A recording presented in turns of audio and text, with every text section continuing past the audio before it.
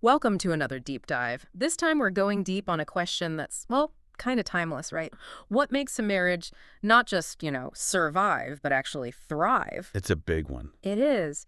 And the source material we've got for you today is amazing, really. The 7 principles for making marriage work, so smart. Hard data, real couples, stories, even a peek inside a love lab, where they actually study relationships. Wild, right? It is fascinating. Dr. John Gottman and his team, they've spent decades, literally decades, separating the myths from the facts about love. We're gonna unpack all the best bits for you today. So we can all ditch those vague ideas about communication is key. I mean, come on, we all know that's not the whole story. We're going deeper, way deeper into what really works. And I have a feeling, some of it might surprise you. Are you ready to update your mental love map? I know I am. Yeah, let's start by busting some myths. I mean, this book really tackles a lot of these misconceptions head on. You know what I mean? Mm-hmm. Totally. Like that idea that if you're arguing it's over, you're doomed.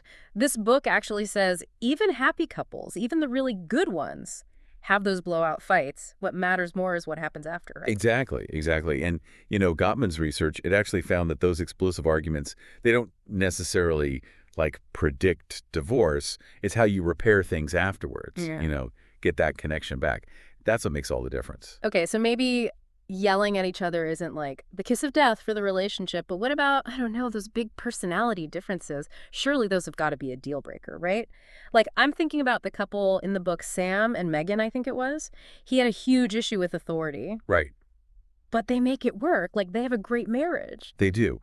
And it's because Megan, she knows how to navigate that. It's not about finding the perfect person. It's about um, understanding each other's, well, quirks, I guess you could say, and working with them, Hmm. not against them. Makes a lot of sense. So it sounds like a lot of what we think we know about, what makes or breaks a marriage is actually wrong, flat out wrong. Yeah, a lot of it. Take affairs, for example. Most people, I think, assume infidelity is the number one cause of divorce. I definitely used to think that. Like such a betrayal, it's got to Yeah. be the ultimate relationship killer. But actually what Gottman found is, affairs, they're often a symptom of deeper problems, not the cause. Think of it like a plant that's not getting enough sunlight. It might start, reaching for a different window. Okay, so the affair is the reaching, but the real problem is that there's a lack of something in the relationship itself. Something's missing. That's it. It's often about unmet needs, things like friendship, support, understanding, respect. It's the longing for those deeper connections that sometimes leads people to stray. Okay, so that brings us to one of the, I think, most important things in the book, this idea that deep friendship, actual genuine friendship is essential for a marriage to really work. Tell me more about that. Yeah, yeah. This is where Gottman's research gets really interesting, really insightful. He found that a strong friendship, it's the bedrock, of happy, lasting relationships. It's not just that romantic love; it's that you actually like your partner and you enjoy their company. You want to spend time with them. I love that example they give of Nathaniel and Olivia, I think it was. They're both super busy, but they're always, checking in with each other, sending funny texts, remembering little things like each other's favorite food. Those little things add up, right? They do, they do. Those small acts of friendship, they build up this reserve of goodwill. It's like a buffer, a buffer against conflict. Oh, that's good. And speaking of conflict, remember their argument, Nathaniel and Olivia's argument about, I think it was the minivan versus the Jeep? The Jeep. They were totally at odds, but because, they have that strong friendship, they were able to inject humor into it and it didn't become this huge blow up. It's a great example of how that friendship helps couples make what Gottman calls repair attempts, right? These efforts to de-escalate the conflict and reconnect, like a reset button for the relationship. You know what I mean? I do. I do. And the book says that strong friendship makes those repair attempts way more effective. Like even something as simple as saying, hey, I'm sorry, it goes so much further when it comes from, that place of real caring and connection. Or absolutely. Remember Hal and Jody Hmm. when Jody snapped at Hal, he didn't get defensive. Yeah. He recognized she was just stressed and he tried to help, even though it might not have been the perfect response. Their friendship allowed them to just move on without that cloud of resentment hanging over them. Okay, so we've got this foundation now. Friendship is key. But even the best of friends, I mean, they disagree sometimes, right? And I'm guessing not all of those disagreements end with, hugs and laughter. No, not always. This book actually, it talks about some pretty intense communication patterns, doesn't it? Some not so good ones. It does. It calls them the four horsemen of the apocalypse. Whoa, okay. That sounds a little dramatic, It maybe. does, doesn't it? But trust me, it gets very interesting. All right, I'm intrigued. I'm hooked. Okay, so imagine this. You're in Gottman's love lab, right? You're hooked up to all these sensors, measuring your stress levels and everything, and you're trying to have a calm conversation with your partner about, something you disagree on. You can feel the tension, right? Oh, I'm already sweating just thinking about it. Okay, so who are these four horsemen? How do they show up in the love lab? Spill the tea. All right, the first one is criticism. Now, this is different from complaining about a specific behavior. Yeah. Okay. Criticism, it attacks the person's character, like you're saying, what's wrong with you? Instead of, hey, I'm upset about this thing you did. It's a big difference. Oh, yeah. Ouch. I see how that would escalate things pretty quickly. And in the book, we see Dara doing this to Oliver. She throws out these character jabs like, do you even know how to use a to-do list? That kind of thing. And this leads to the second horseman, contempt. Contempt. Oh, that sounds even worse than criticism. Is that where things start to get really, Nasty. yeah. Yeah, contempt, it's about tearing your partner down. It's sarcasm, mockery, eye rolling, that kind of dismissive negativity. You see Dara like sneering at Oliver's ideas, making him feel stupid. And the book, it really emphasizes that even seemingly subtle things like a sarcastic tone, it can signal contempt. Yikes. So it sounds like contempt is like a real relationship killer. It's incredibly corrosive. It creates this breeding ground for resentment. It makes it almost impossible to see anything good in your partner anymore. And the book it gives this other example with Peter and Cynthia, where Peter's just constantly putting Cynthia down. He calls her spoiled, and implies that she's morally deficient because she doesn't wash her own car. Wow. I mean, contempt sounds brutal. Like, can you give me an example of, I don't know, how it subtly shows up in like everyday interactions? Sure. Imagine your partner forgets to pick up milk on their way home, right? A contemptuous response might be something like, "Ugh, you always forget the important things. You just don't care, do you?" Something like that. Okay, so we've got criticism and contempt like wreaking havoc in the love lab. What's next? Who's next on this apocalyptic team? Okay, so next up is defensiveness, the third horseman. Hmm. When we feel attacked, it's natural to get defensive, but it just throws fuel on the fire. It escalates the conflict. Mm. And in the Love Lab, we see Oliver trying to defend himself against Dara's attacks, making excuses, shifting the blame back to her, and it just creates this vicious cycle. Yeah, it sounds like defensiveness. It just throws fuel on the fire. What's the final horseman? Who are we missing? All right, the last one is stonewalling. This is when one partner completely shuts down. They go silent, avoid eye contact. In the Love Lab, Oliver eventually reaches his breaking point, and he just starts stonewalling Dara. It's like he's built a wall around himself and nothing can get in. Exactly. And it's a way of coping with feeling overwhelmed by negativity. It's self-protection, but it sends a message of disapproval and disconnection. So we have these four horsemen, galloping through the love lab, and they're leaving this trail of like relationship destruction in their wake. So this begs the question, how do we stop them? How do we stop these horsemen? I'm guessing that's where the rest of the 7 principles come in. That's got to be it, right? You got it. Gottman, he gives us practical strategies for developing, positive communication, managing conflict more effectively, and just strengthening the foundation of the relationship. So it's like we need to learn a whole new dance routine for our relationships, right? Right. One that leads to like connection and intimacy, not destruction and despair. That's a great way to put it. But before we move on to those strategies, it's important to remember that even happy couples, they experience these horsemen sometimes. Nobody's perfect. It's not about never slipping up. It's about recognizing those patterns and having the tools to repair the damage. That's good to hear. Everyone makes mistakes. The key is having those repair skills, Right. And that underlying friendship to help you bounce back. Speaking of bouncing back, I'm ready to dive into those tools for building a lasting, loving relationship. So what's next? What are we tackling next? Next, we're going to explore a concept that it completely changed my perspective on, what it means to truly know and understand your partner. Okay, I'm intrigued. Let's dive in. Okay, so we just, dodged those four horsemen. That was intense. But now I'm really curious about this next concept you mentioned, something about changing your perspective on really knowing your partner. Like, what does that even mean? Well, so, we just saw how that negativity, it can really derail a relationship, Yeah. right? So now we're getting into principle 3, which is all about, actively cultivating positivity and connection. It's called building love maps. Love maps. Okay, I'm listening. What does that even mean? It's kind of like we're about to go on a treasure hunt or something. It kind of is a treasure hunt, but for knowledge, about your partner. Like a love map is basically this detailed understanding of their inner world, their history, their dreams, their worries, their joys, the whole picture. Oh, okay. So that makes sense. The book tells that story about Dr. Rory, a surgeon, brilliant guy who is like totally clueless about his wife's world, didn't even know their dog's name. Yeah, yeah, it's a great example of what happens when we, stop paying attention to the details of our partner's lives. Mm. Dr. Rory was so focused on his work that he just lost touch with his wife Lisa's, needs and feelings.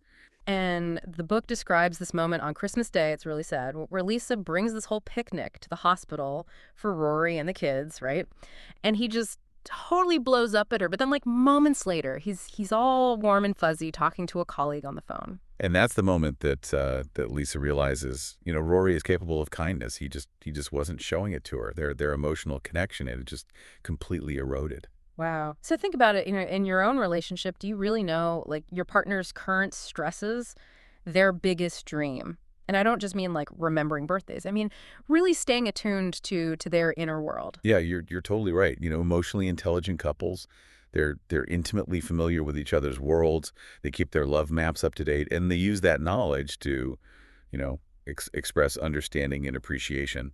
That makes me think about, how important it is to ask those like open-ended questions, right? What are you excited about today? Or what's worrying you? Or even just, what was the best part of your day? Simple things like that. Yeah, those are great examples. And the book, it actually offers this love map questionnaire with a ton of questions Yeah. to spark those kinds of meaningful conversations, to really deepen your understanding of each other. Oh, I love a good questionnaire. It's like a cheat sheet for building intimacy. It is. I love it. One question that really stuck with me was, what are your partner's current stresses? Mm, It's so easy, to get caught up in our own lives and forget to tune in to what our partner's going through, what they're dealing with. totally. Another good one is what is your partner's like fondest unrealized dream? Knowing those dreams, that's huge. It allows us to support them, and it helps create like a shared vision for the future. And the book talks about, how crucial these love maps are when couples face those big life transitions, right? Yeah. They use the example of, I think it was Maggie and Ken, who decided to have a baby right after getting married. Oh wow, that's a big transition. Like did it throw their relationship completely off track? It didn't. Yeah. No, because they'd already built such a strong foundation, of intimacy and understanding. Those love maps, they act like shock absorbers, helping couples weather those storms of life together. I love that analogy. It makes me think about how we often focus on like what's wrong in our relationships instead of, what's right. And these love maps, they seem like such a powerful way to shift that focus. Absolutely. A happy marriage, it's not about, the absence of conflict. It's about having that foundation of positive feelings that outweigh the negative. Okay, so we've talked about friendship, we've talked about love maps, both super important for like building that strong base. But how do we keep those positive feelings flowing? Especially when life gets stressful. Like how do we not let the stress take over? That's where principle 4 comes in, nurturing fondness and admiration. Okay. This takes us back to poor Dr. Rory, right? Who Yeah. seemed incapable of, showing any kindness to his wife. Exactly. Fondness and admiration, they're the antidotes to contempt. They're essential for, creating a positive emotional climate in any relationship. And the book really emphasizes this, right? Like happily married couples, they see each other as worthy of honor and respect, even when, they're driving each other crazy. So how do they manage that? Well, Gottman, he contrasts two couples, Michael and Justine, who still like light up when they talk about each other after, years of marriage, versus Peter and Cynthia, who can't even remember their early days without that negativity creeping in. So Michael and Justine, they're still actively like appreciating each other, while Peter and Cynthia have let that fondness fade. That's it, yeah. That's the key difference. In the book, it offers some great exercises for, boosting fondness and admiration. There's a fondness and admiration questionnaire to help you kind of assess, where you stand. Ooh, another questionnaire. I'm telling you, I love them. What else? What else do they suggest? Another powerful exercise is making an I appreciate list, Yeah. where you just write down all the things you appreciate about your partner. I could definitely use a dose of that. It's so easy to, focus on the negative. Right. And the book also it encourages those small everyday gestures of appreciation, like, making it a habit to tell your partner something you admire about them before bed. Even those small things can make a big difference. It's like making those regular deposits into your emotional bank account. Exactly. And those deposits, they help counteract, the withdrawals that inevitably happen during conflict. Okay, so we've got love maps, we've got fondness and admiration, some serious tools for relationship building. But let's be real for a second. Power dynamics, gender roles, they can be a major source of tension in marriages, right? How does the book address that? Like how do we even begin to tackle that? That's where Principle 5 comes in, accepting influence. And you're right, it's especially relevant today, as Right. those traditional roles keep shifting and changing. Accepting influence. I mean, that sounds crucial, but I imagine it can be pretty tricky in practice. Can you share a time when, maybe you struggled with this in your own relationships? Oh yeah. Well, I remember when my partner and I, first moved in together. Ooh, tell me more. What happened? We were both so used to doing things our own way, Yeah. and suddenly we had to figure out how to share space and make decisions together. It was an adjustment for sure. I bet. That sounds pretty relatable. So what was your like biggest sticking point? What was the thing you just couldn't agree on? It was the dishes, believe it or not. The dishes, huh? I know, Classics. right? I like to wash dishes right away and keep things clean, but my partner, they prefer to let them, pile up a bit. So how did you navigate that? How did you find like a middle ground? At first, honestly, I would get like really frustrated. I'd start, lecturing about the virtues of a clean sink. Not my finest moment looking back, I can imagine. but eventually, I realized I needed to let go of my need for control. I had to accept that there's more than one way to do things. So you accepted your partner's influence even though it meant, a messier sink than you would have preferred? Exactly. And you know what? It wasn't the end of the world. In fact, learning to compromise on things like that, it actually it built trust, and it made us stronger as a couple. That's a great example of how, accepting influence, it's not about giving in or losing your own voice. It's about respecting your partner's perspective and finding solutions that work for both of you, right? Exactly. And the book, it actually dives into some of the research behind, why men often have a harder time accepting influence from their wives. Oh, interesting. Tell me more. I'm always fascinated by, the gender dynamics in relationships. Like, why is that? Why do men have a harder time with that? Well, Gottman, he talks about, how boys and girls are often socialized differently, from a young age. Girls' games, they tend to be more collaborative, more focused on relationships, while, boys' games, they emphasize competition and hierarchy. It's like they're being groomed for different roles in society from the get-go. Yeah. Yeah. And those early experiences, they can really shape, how we approach relationships later in life. Men who resist sharing power with their wives, they often feel like they're, losing control or that their marriage isn't what they bargained for. Right, right. And I can see how that would lead to conflict pretty quickly. It does. But Gottman's research, it shows that accepting influence, it's crucial for creating a healthy and equitable partnership. Hmm. And the book, it offers some really insightful exercises for couples who, want to improve their ability to share power. Like what? Give me an example.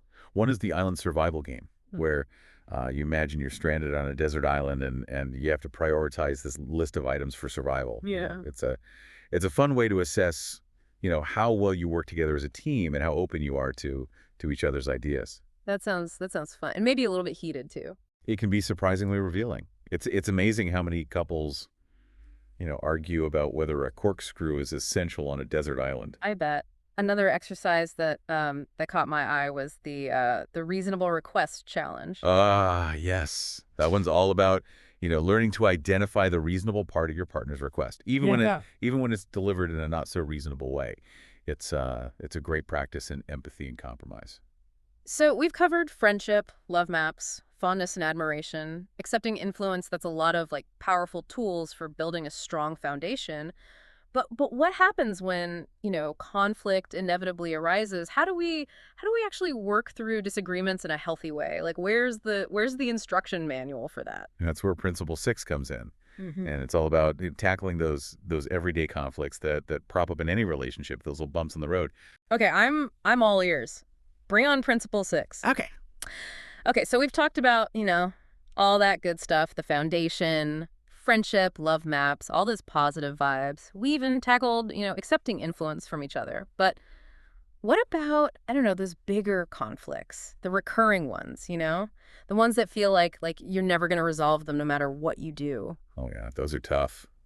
Those are what Gottman calls perpetual problems, like those weeds, the ones that just keep popping up in your relationship's garden, no matter how many times you try to pull them out. So those classic battles, right? The ones about money, in-laws, how to raise the kids, that stuff couples can argue about for years. Exactly, and it's easy to get stuck, stuck in this cycle of frustration and resentment. Gottman calls this gridlock. And Principle 6, that's what it's all about: how to break free from gridlock. Okay, I'm ready to break free. Tell me, how do we do it? Well, the key is to recognize that gridlock, it often stems from unmet dreams. Mm. It's not just about the surface level disagreement. It's about those deeper longings, those values that are at stake. So, like, those arguments about who does the dishes might actually be about feeling, respected and appreciated. Dumper stuff. Exactly. Mm. The book, it tells this story about Ed and Luann, I think it was, and they were constantly at odds over Luann's horse. Daphne, I think the horse's name was. The horse. Yeah, Ed wanted her to sell the horse to save money, but Luann, she was really attached to this horse. So the horse was more than just a horse, right?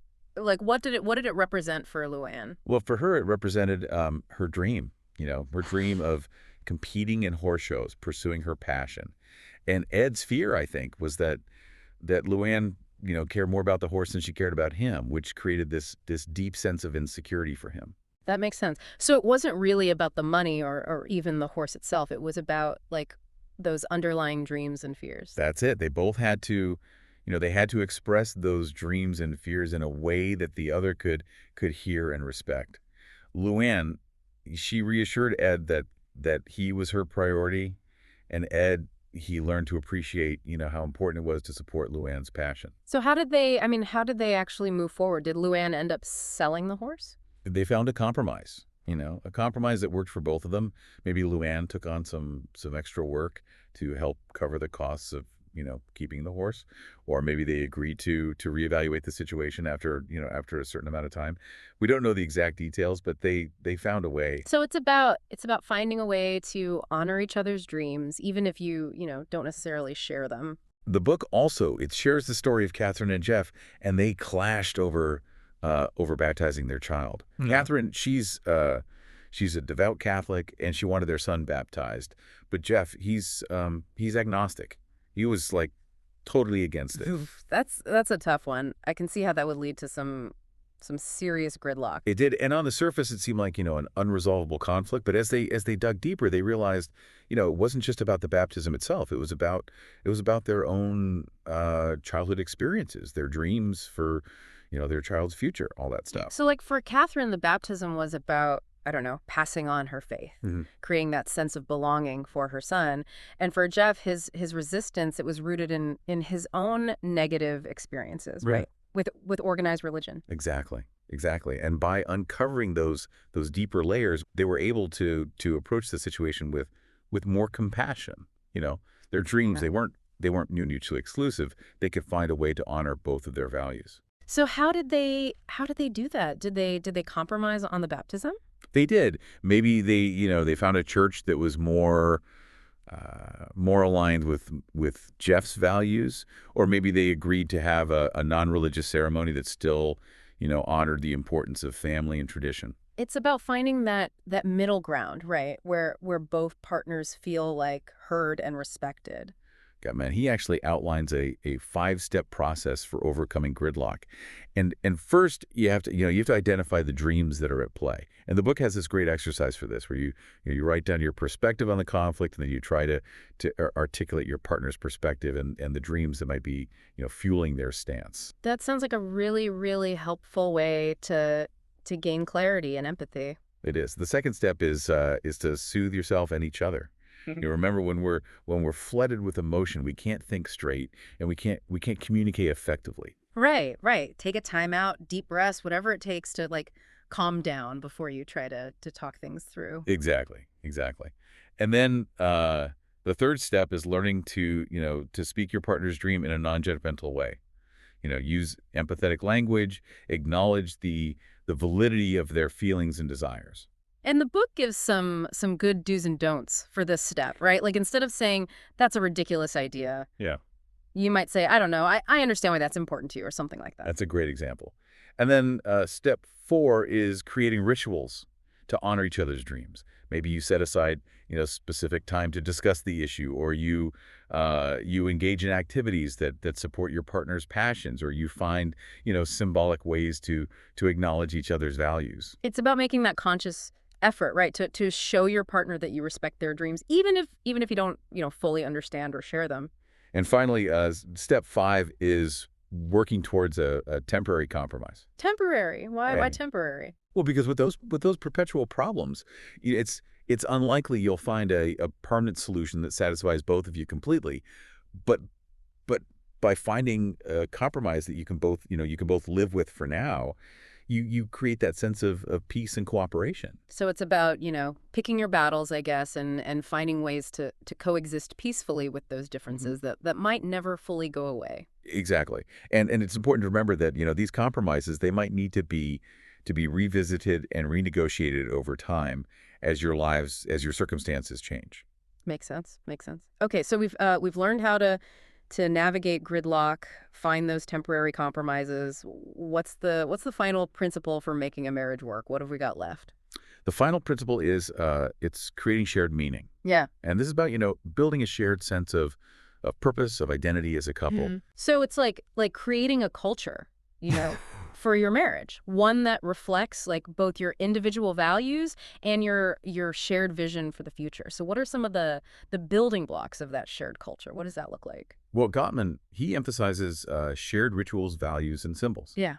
He uses the example of Helen and Kevin, who they deepened their connection by sharing, family stories, discovering the values that shape their individual worldviews. I love that. It reminds me of how important it is to talk about, those things that matter most to us, those beliefs, those experiences that have made us who we are. Yeah, yeah, and the book has this great exercise called rituals, where couples are encouraged to think about the rituals they want to create in their marriage. It covers, everything from how you want to handle dinner time to how you want to celebrate holidays and milestones.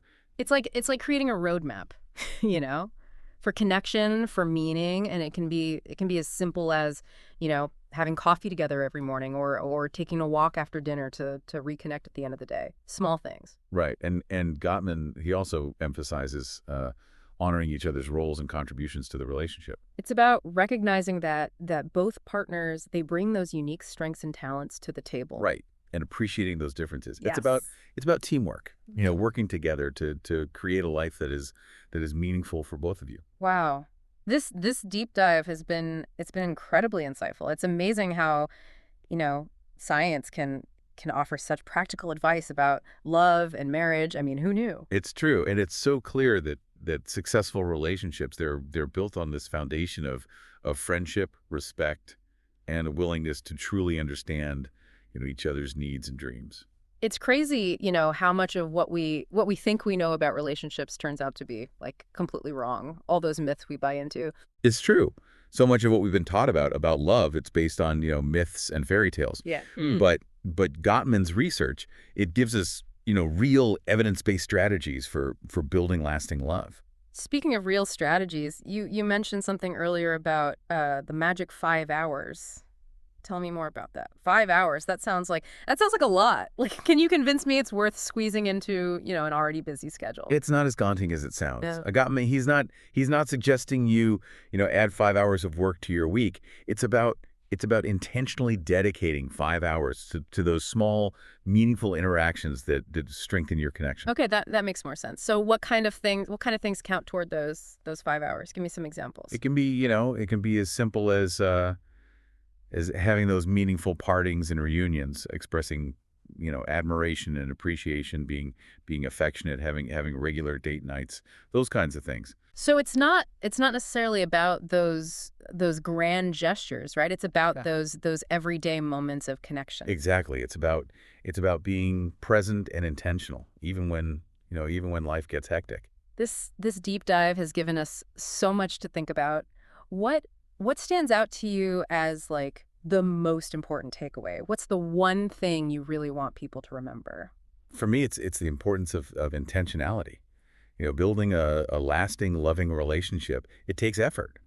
But it's not about being perfect. It's about making those small, consistent investments in your connection. It's like anything else worth having in life, right? It requires time, it requires attention, it requires a willingness to learn and grow. This deep dive, it's just the beginning. Remember, the journey of love, it's ongoing. Thanks for joining us on this deep dive into the 7 principles for making marriage work. We hope you've gained some valuable insights and that you feel, inspired to nurture your own love story. And remember, even if you stumble along the way, those repair attempts, they're always there to help you get back on track. We'll see you next time for another fascinating exploration.